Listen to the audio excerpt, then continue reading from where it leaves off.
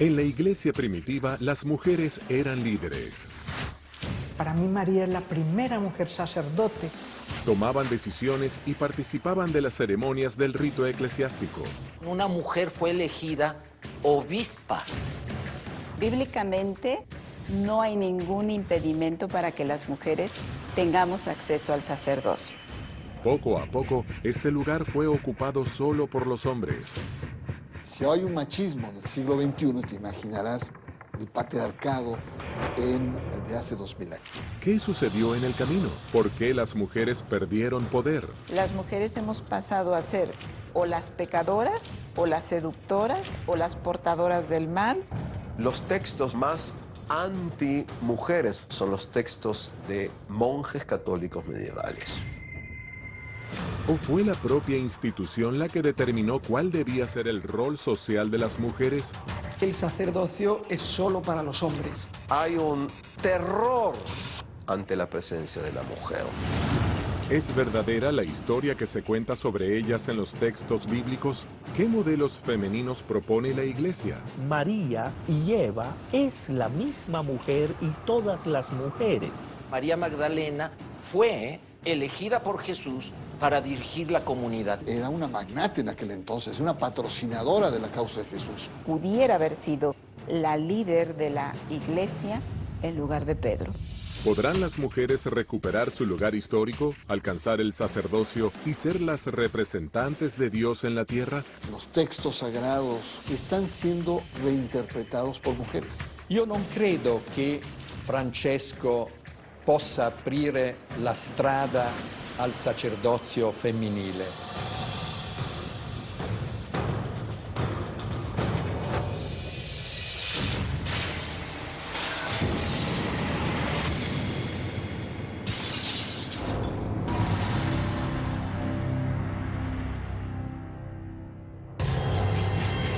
La enorme devoción y tributos recibidos por la Virgen María la convierten en un fuerte referente femenino para todos los fieles. Pero, ¿por qué la Madre de Jesús es objeto de tamaño culto en una institución donde las mujeres podrían no tener la misma autoridad que sus pares masculinos? María es un personaje como Jesús, alguien de la tradición. Podríamos decirlo de una manera muy básica, la Madre de Jesús. Pero para que llegue de Madre de Jesús a Madre de Dios, pasaron siglos. Siglos de construcción histórica, teológica y política.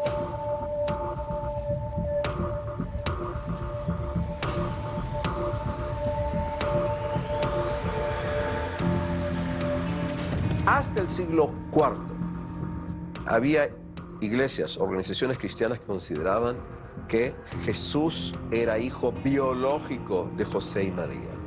Hubo otras que no. Según el Nuevo Testamento, María concibió a Jesús por obra y gracia del Espíritu Santo. ¿Por qué era tan importante que fuera virgen?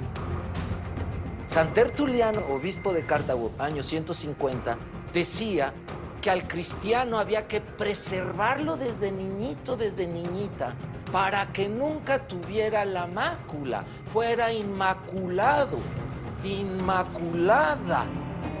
¿Y a qué le llamaban la mácula? A lo que hoy llamamos el orgasmo, lo que los paganos le llamaban el clímax, que era base de la religión pagana.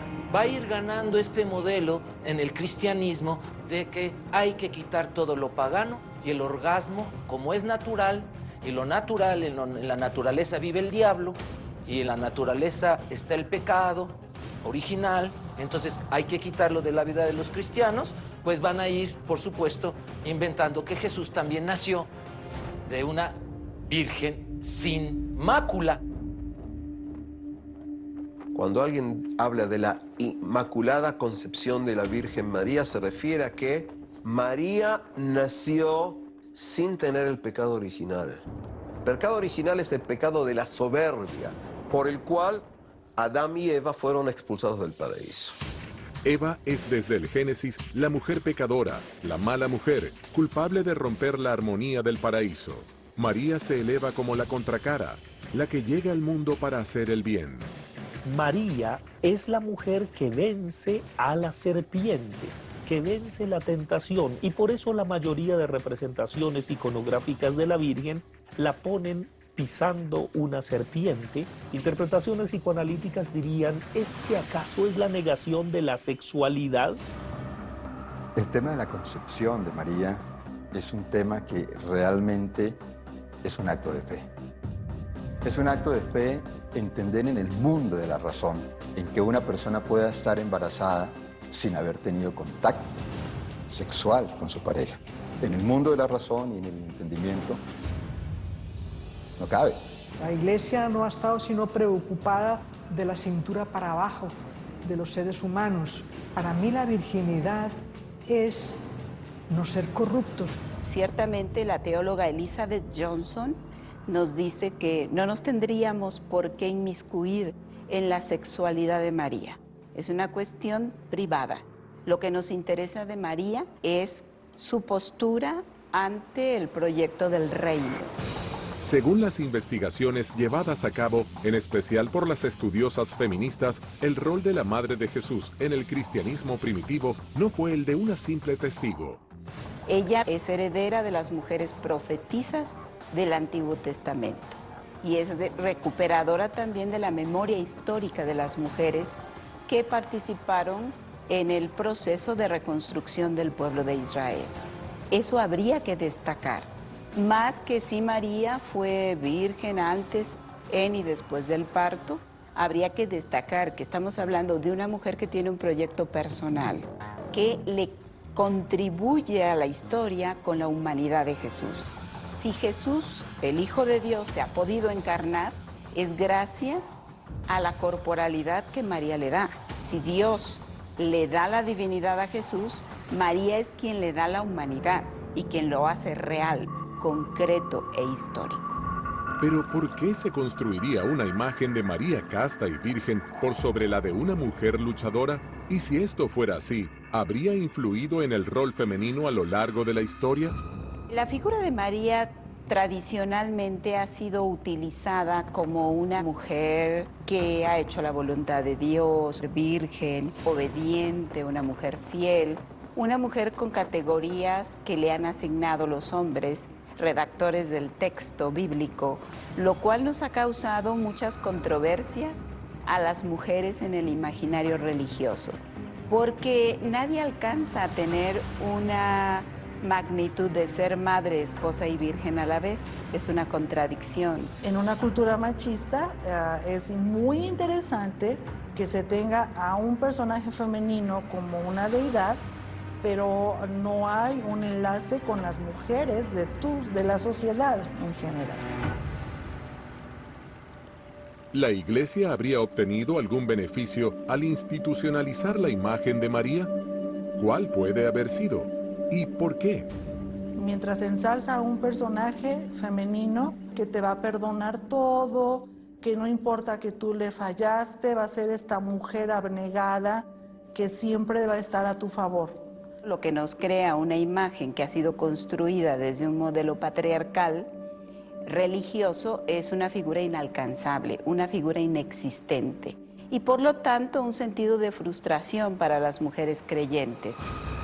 El peso patriarcal, según los sociólogos e historiadores, ha sido decisivo en su conformación. ¿Puede la historia de María estar signada por aquellos que la escribieron? Esta relación podría estar después de 2000 años cambiando su curso. Todavía nuestra cultura sigue siendo patriarcal, sigue siendo misógina, homofóbica, hedonofóbica, porque hay un miedo al placer, somatofóbica, porque tenemos miedo al cuerpo.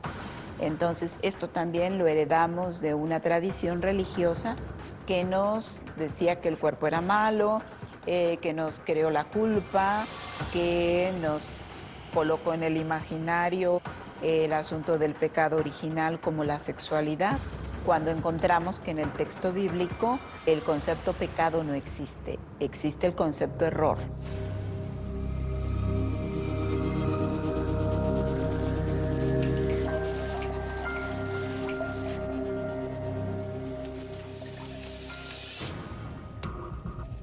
Existen distintas posturas respecto del rol de María en la historia.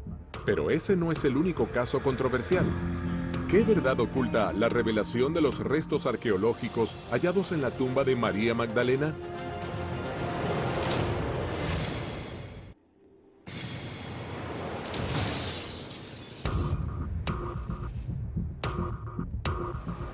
¿Quiénes han sido las mujeres destacadas de la Iglesia?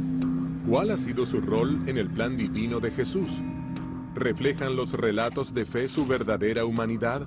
Una de las características que podemos decir desde los propios orígenes del movimiento de Jesús es precisamente un mensaje orientado a los outsiders. Es un mensaje dirigido al pueblo, dirigido a las prostitutas, dirigido a las mujeres. Jesús no tiene una connotación de juicio acerca de la sexualidad. Pongo el ejemplo de la mujer que encuentra en adulterio y la llevan ante Jesús. Y él le dice, si ninguno de ustedes tiene pecado, arroje la primera piedra. Y nadie lo arroja. Y él despide a la mujer con un gesto muy lindo, diciéndole, mujer, nadie te ha condenado, yo tampoco te condeno. Lo que significa que para Jesús la sexualidad no tiene ningún sentido de pecado. En los textos bíblicos surge la figura de María Magdalena, una mujer que en el imaginario popular es una prostituta endemoniada.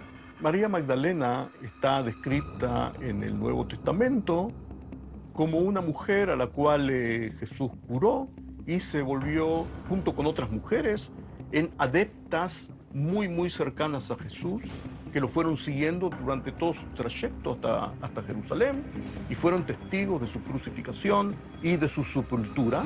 Su nombre era Miriam de Magdala. Magdalena viene porque ella es originaria de ese lugar. Más allá de los reconocimientos posteriores, la figura de María de Magdalia se encuentra asociada a la mujer cortesana que tienta, seduce y conduce hacia el mal.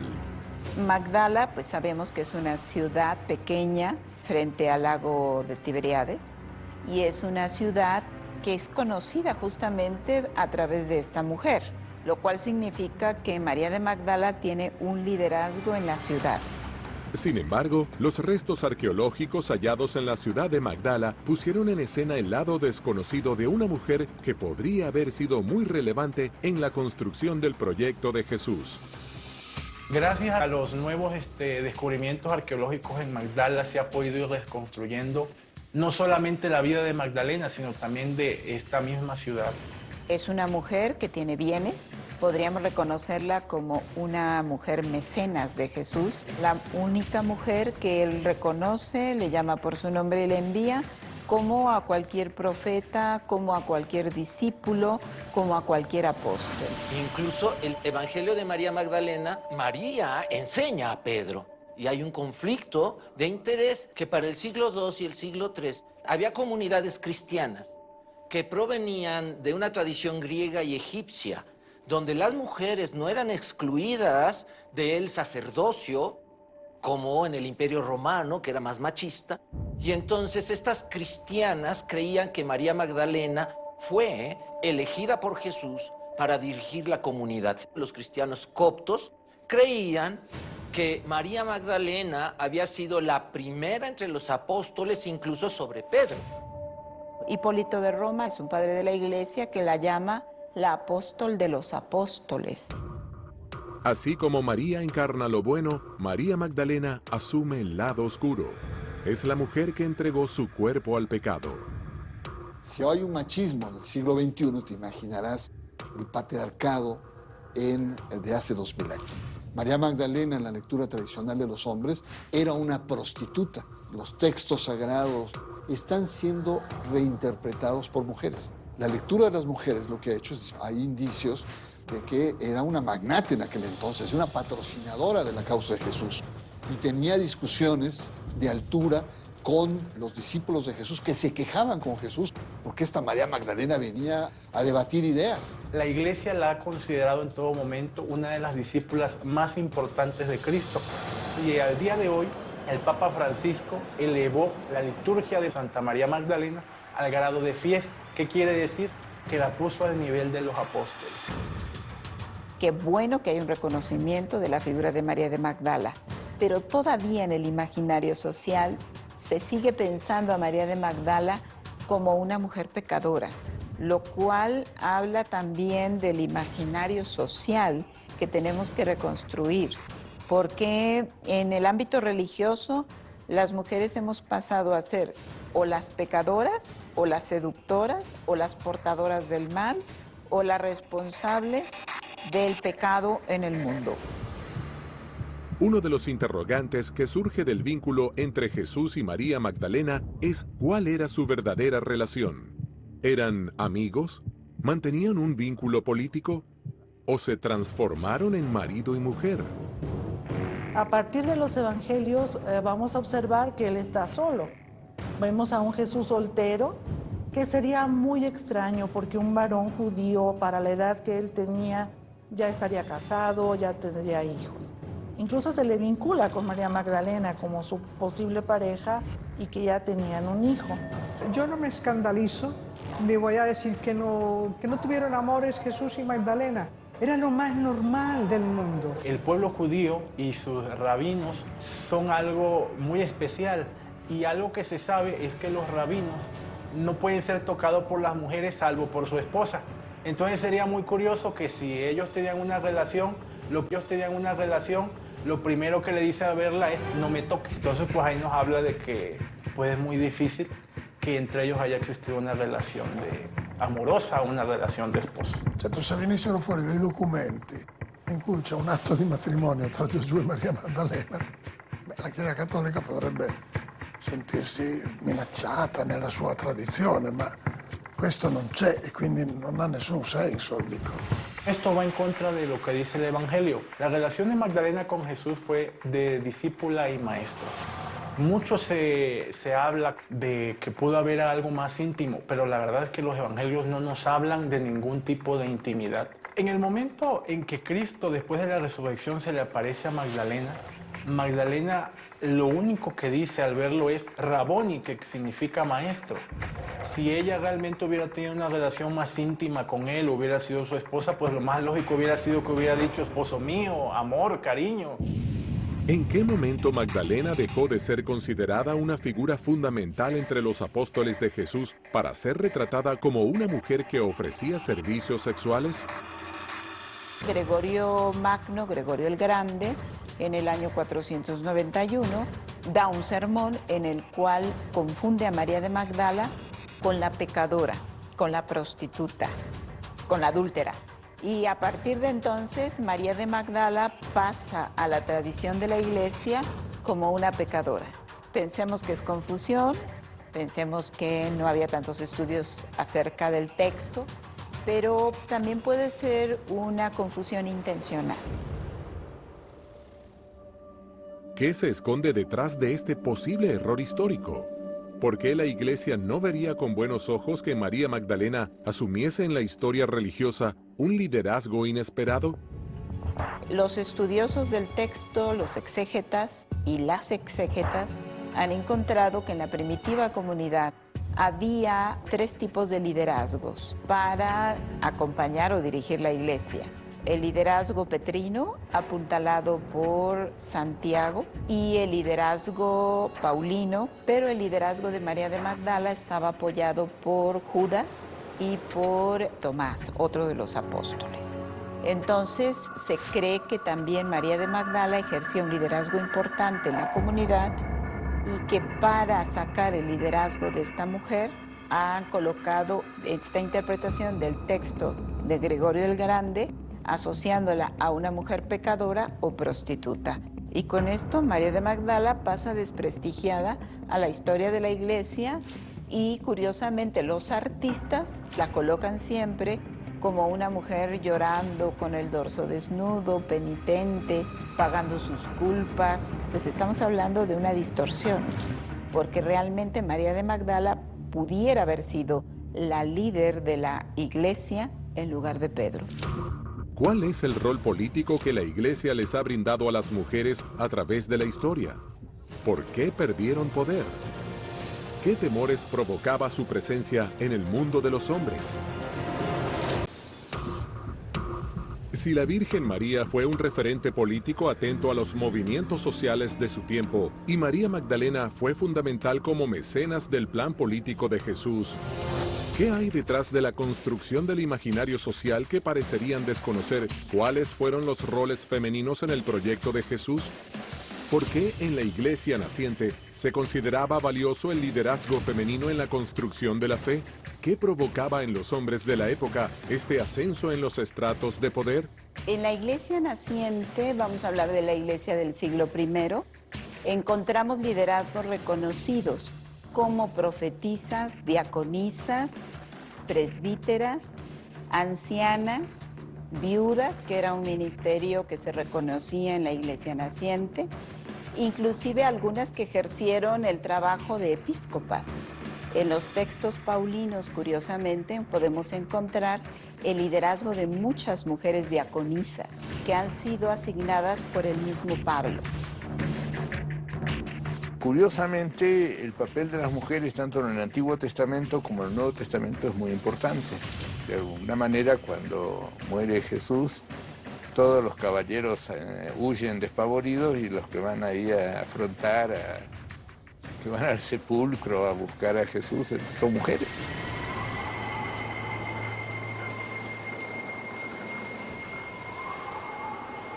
En términos culturales, el judaísmo y sus derivados, entre ellos el cristianismo, es bastante machista.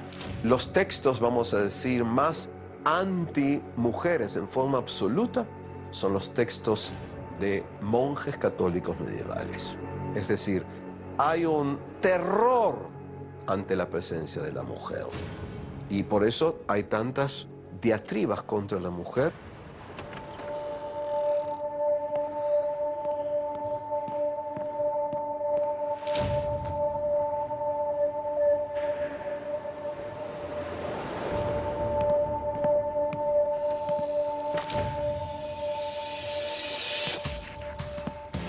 La iglesia es una institución misógina porque el 60% de los participantes en las iglesias, no solo en la iglesia católica, sino en general en las iglesias, somos mujeres. Pero nos han colocado consumidoras de la religión, no partícipes de ella y no capaces de liderarla. Y si queremos entender la misoginia como exclusión solamente por cuestiones de género, pues en este caso diríamos que sí, que la iglesia ha tenido una práctica misógina. Se nota que no hay dialéctica, entonces no se opone el varón a la mujer, sino se subraya como el sentido del varón es la mujer y el sentido de la mujer es el varón. Pero al mismo tiempo hay que decir, y esto lo tengo muy claro como sacerdote, que no hay sacerdotes sin mujeres, porque, por ejemplo, no había Jesús sin la Virgen María, que es la reina del cielo y de la tierra. En la iglesia se puede decir que la reina es una mujer.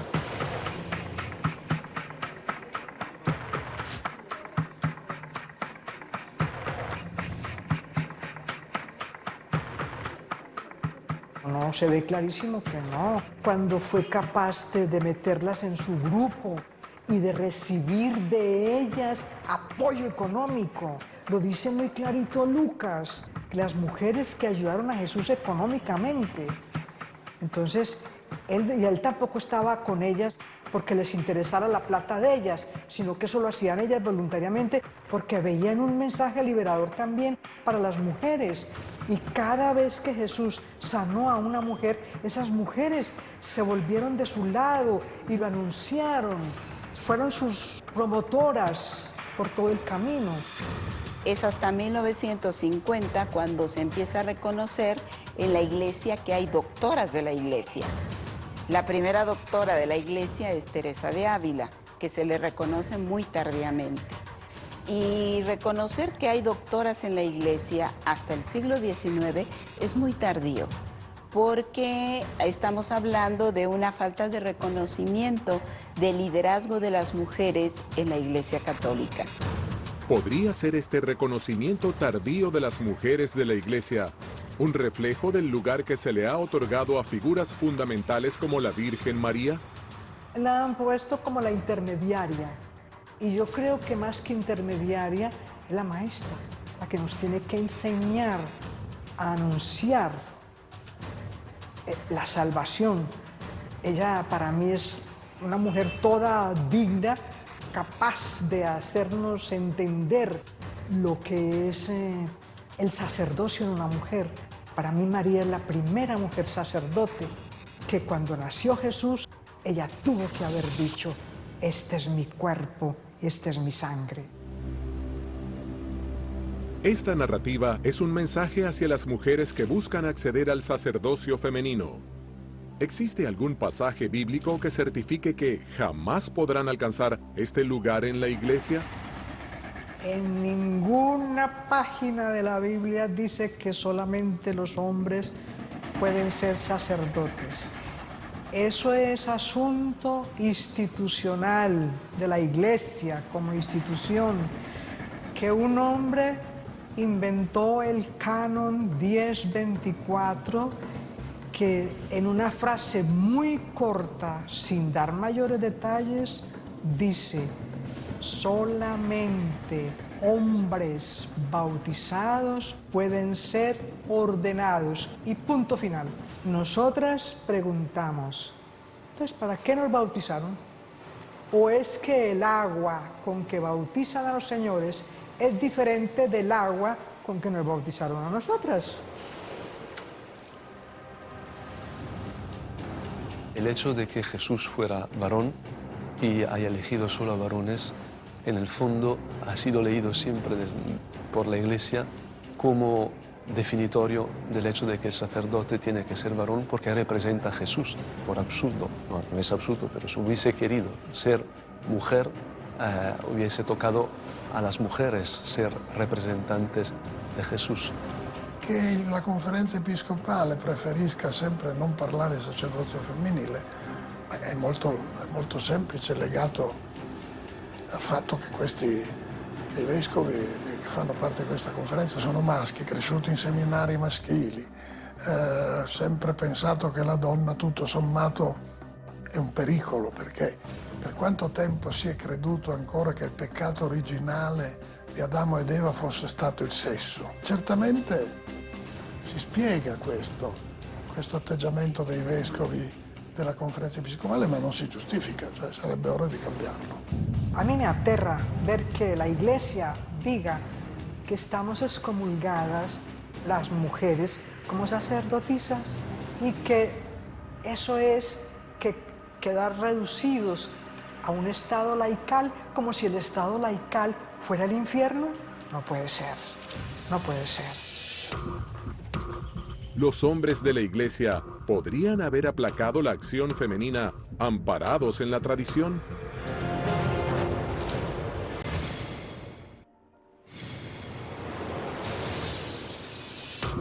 La labor intelectual, social y política de las mujeres de la Iglesia fue perdiendo presencia a través de los siglos. ¿Hubo alguna intención en esto? Jesús creyó en las mujeres y en su capacidad política para llevar a cabo su proyecto divino. No obstante, sus sucesores fueron negándoles un lugar en la Iglesia. ¿Por qué solo hombres pueden alcanzar el sacerdocio? ¿Los textos bíblicos ratifican las decisiones de los representantes de Dios en la tierra? ¿O es la tradición la que sostiene sus acciones? Es un error pensar que solo los sacerdotes mandan en la Iglesia Católica. Hay muchas mujeres laicas, madres de familia, hay muchas superioras de órdenes religiosas, hay muchas monjas de pie de calle que son protagonistas de la fe de los católicos y que son las que consiguen que la Iglesia se mantenga en pie en lugares en los que los hombres no serían capaces de ir. El asunto es una cuestión de tradición en la Iglesia. Es una tradición patriarcal que nos excluye por razón de nuestro sexo. Y eso se lo debemos, pues, en gran parte a la tradición y a la doctrina de los padres de la Iglesia, donde pues hay una mentalidad grecorromana y bajo el lenguaje filosófico griego, pues expresada de la mujer como incapaz de liderar la Iglesia. Para ellos, el hecho de que Jesucristo no hubiera elegido entre sus apóstoles a una mujer no es tan relevante como lo es para los católicos. Para los católicos, el hecho de que Jesucristo eligiera solo apóstoles hombres y que tuviera también discípulas, pero que ninguna de ellas fuera del grupo de los apóstoles, significa sin duda que el sacerdocio es solo para los hombres. La Iglesia se ha construido sobre los pilares de la tradición. ¿Qué se impone como único caso? ¿Su reinterpretación pondría en duda los ejes de la fe? En la antigüedad sabemos por la segunda carta de Juan que en alguna ocasión una mujer fue elegida obispa de una comunidad, lo que equivaldría después al sacerdocio y al obispado cuando se desarrollaron. Es decir, hay una tradición antigua que sí habla de mujeres con cargos a veces de poder, a veces económicos y a veces clericales dentro de la comunidad cristiana. No hay ningún elemento en la tradición judeocristiana y sobre todo en los orígenes del cristianismo para impedir que mujeres sean sacerdotisas u obispas, como lo hizo el anglicanismo. Claro, hay que decir que el anglicanismo le costó bombas, hubo bombas en Inglaterra cuando se ordenaron mujeres obispas, pero eso pasó con el tiempo. El machismo fue descendiendo y hoy día podremos tener, ¿por qué no?, en otras religiones afines, claro, cristianas, mujeres que predican, que consagran, que pueden perfectamente ser sacerdotisas o obispas y que no contradecirían en modo alguno la tradición. ¿Qué consecuencias pueda tener? Hombre, puede tener es el enriquecimiento del Evangelio con nuevas miradas, con nuevas preguntas, con nuevas sensibilidades. Yo creo que no está en peligro ni la ortodoxia, ni la esencia del cristianismo, sino al contrario, es la capacidad de poder enriquecerlo con otros ojos, que son los ojos de la mujer contemporánea. El modo de transmitir este mensaje es, en primer lugar, ir a la fuente, leer la Biblia. Después hay diferentes interpretaciones de lo que dice la Biblia. ¿Cuál es la postura de la curia sobre el sacerdocio femenino? ¿Tiene el Papa Francisco una actitud decidida frente a esto? ¿En el futuro podrá una mujer ser santa pontífice? Certamente la Chiesa cattolica, ma anche altre chiese cristiane, tutte le chiese cristiane fino all'Ottocento, per esempio, anche nel mondo protestante, hanno avuto una forte impronta patriarcale, che è presente anche nell'ebraismo, da cui è nato il cristianesimo. Devo dire che questo è un argomento assolutamente poco valido dal punto di vista dogmatico. Pietro era pescatore, era sposato, ed è stato il primo Papa, e invece oggi il Papa non è un pescatore, non è sposato, allora perché non avrebbe diritto di essere Papa? Sulla tradizione, perché appunto la tradizione è quella roba che si riceve, si trasforma, si applica, ma anche si modifica in qualche modo. Credo che possano cambiare, anzi dovrebbero cambiare. En busca del rol imaginado, las mujeres católicas intentan nuevas actuaciones en el seno eclesiástico. Yo he concelebrado con sacerdotes amigos. Unos saben que soy presbítera, otros no, y sigo recibiendo la comunión.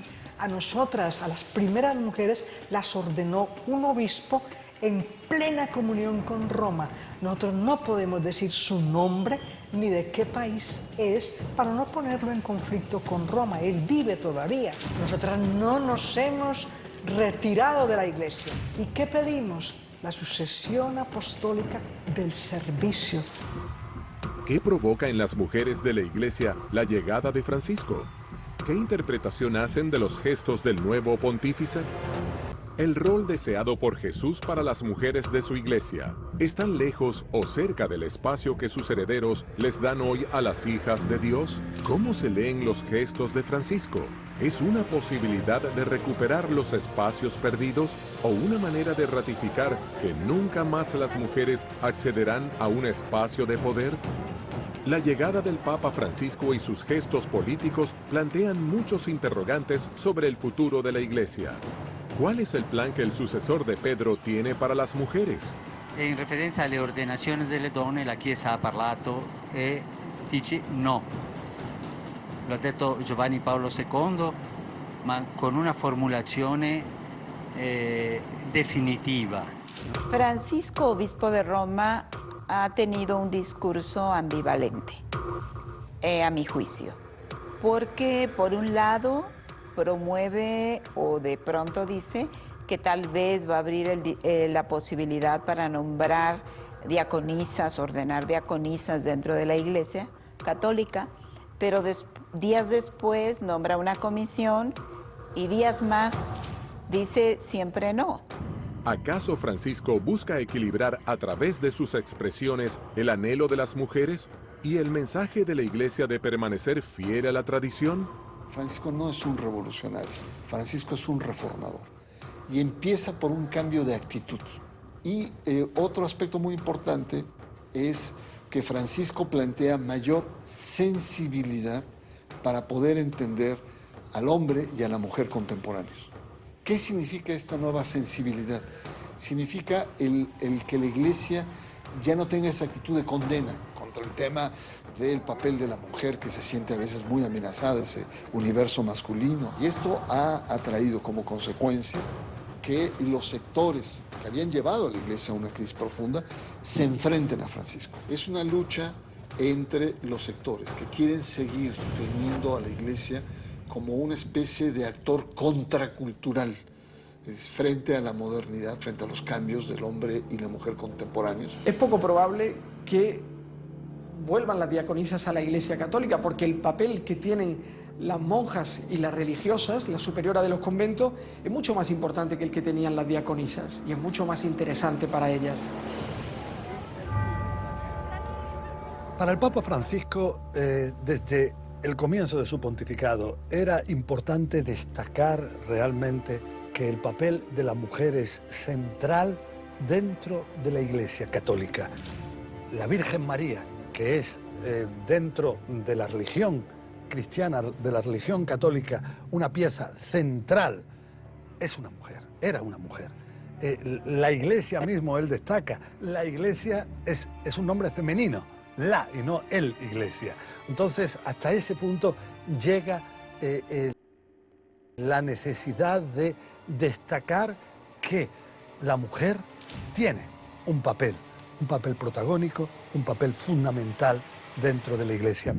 ¿Son claros los gestos de su santidad? ¿Es definitiva su posición sobre el sacerdocio femenino o espera el momento adecuado para reformular su postura? ¿Qué ocurriría si una mujer ocupara el lugar de su santidad en el futuro? Io non credo che Francesco possa aprire la strada al sacerdozio femminile, perché l'ho anche ribadito recentemente. C'è un documento di Giovanni Paolo II che dice no. Se refirió a lo que dijo Juan Pablo II, de que la puerta está cerrada. Oye, ¿cuál puerta? Es que ni siquiera hay puerta. Nadie tiene esa llave. ¿Qué es eso? Pero entonces el hombre es muy inteligente, es muy inteligente. Él se escudó en el otro, pero Francisco para mí es admirable.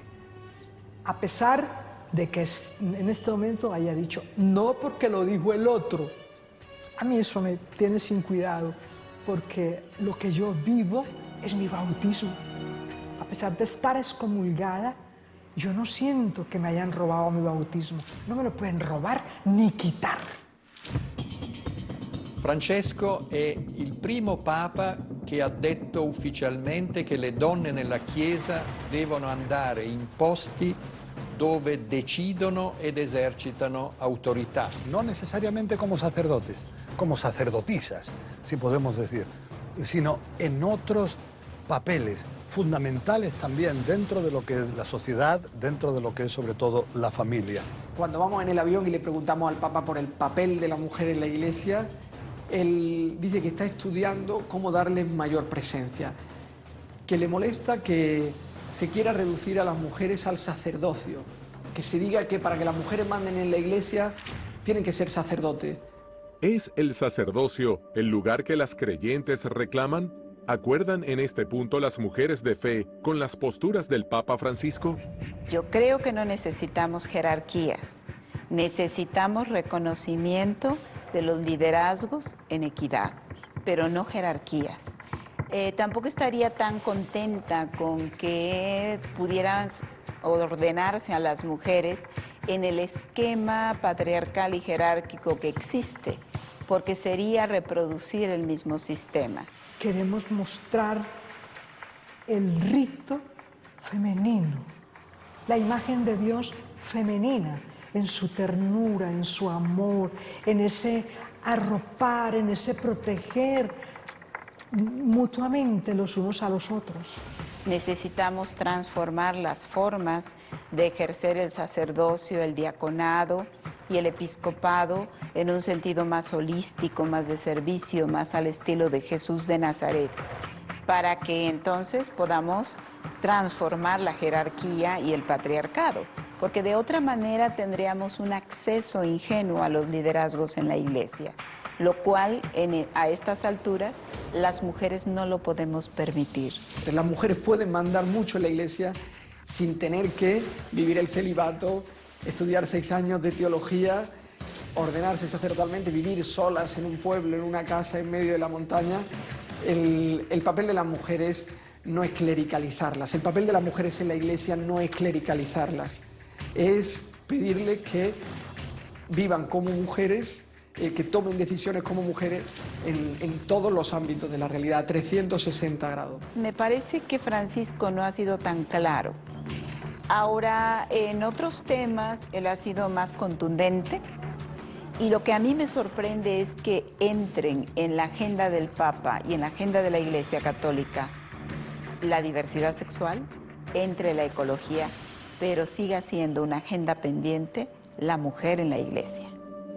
La donna nella Chiesa è più importante che i vescovi, che i preti. Come è questo che dobbiamo cercare di esplicitare meglio questa, perché credo che manca un'esplicitazione teologica su questo. ¿Podría el acceso de las mujeres al poder de la Iglesia representar una amenaza para algunos sectores? Son muchos los interrogantes que aún esperan respuesta.